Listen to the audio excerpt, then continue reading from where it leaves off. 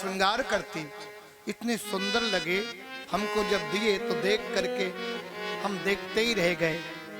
इतने सुंदर प्रभु लड्डू गोपाल का श्रृंगार, क्या कहना। भावना ही है, भाव नहीं तो सब कुछ बेकार। बिना भाव के कुछ होता नहीं है? अगर भाव नहीं होता तो आप नहीं होते, हम नहीं होते। मंडी में सब्जी लेने के लिए जाते तो घंटे घंटे सब्जी वाले से झगड़ते, भाव करते। तो क्या भगवान बिना भाव का मिलेगा? नहीं मिलेगा। आज भगवान ने गज को उबारा के ग्राहक को उबारा। भगवान ने ग्राहक का उद्धार इसलिए कर दिया कि इसने संत का चरण पकड़ा था। प्यारे, जो संत का चरण पकड़ता है, भगवंत से मिलाने वाला संत ही होता है। जीवात्मा, महात्मा, परमात्मा। जीवात्मा किसकी शरण में जाता? संत की शरण में जाता। और संत की शरण में जाता। सुग्रीव है जीवात्मा, हनुमान जी हैं महात्मा और राम जी हैं परमात्मा। तो सुग्रीव जी किसकी शरण में गए? हनुमान जी, महात्मा की।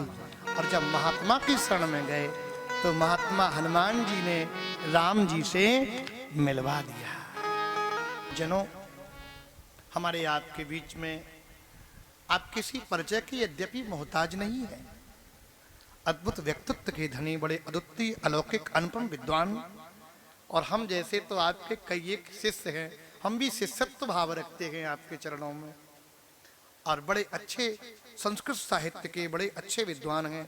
भागवत के कर्मकांड के परम निष्णात हैं और इसी ग्राम के हैं। ये गौरव की बात है। कोच में आपका निवास है, लेकिन ज्यादा समय आपका इधर ही बीतता। रात्रि में सोने के लिए हमें लगता जाते हैं। बड़ी लोकप्रियता है आपकी, बड़ी चाहना है लोगों में। हाँ, बहुत अच्छी। इस क्षेत्र में आपकी बहुत सी कथाएं होती हैं, विस्तार से कथाएं होती हैं, और ये बड़े सौभाग्य की बात है। तो मैं आपसे निवेदन कर रहा था कि गजेंद्र जैसे भगवान ने उसका उद्धार कर दिया। बहुत प्रकार से स्तुति करने के बाद भगवान ने उस पर कृपा की। कहने का मूल प्रयोजन यह है कि जिसका कोई नहीं होता उसके भगवान होते हैं। जब जीव जब तक अपने पर भरोसा करता है, अपनी ताकत पर भरोसा करता, अपने पर विश्वास करता, जब सब भरोसा छोड़ करके भगवान पर भरोसा कर लेता है, तो भगवान कहते तेसा हम समुद्धरता मृत्यु संसार सागरात। भव सागर से मैं पार कर देता हूं। और आज मुझे कृष्ण जन्म तक पहुंचना था, और आज कृष्ण जन्म उत्सव हम कोई नहीं मनाएंगे।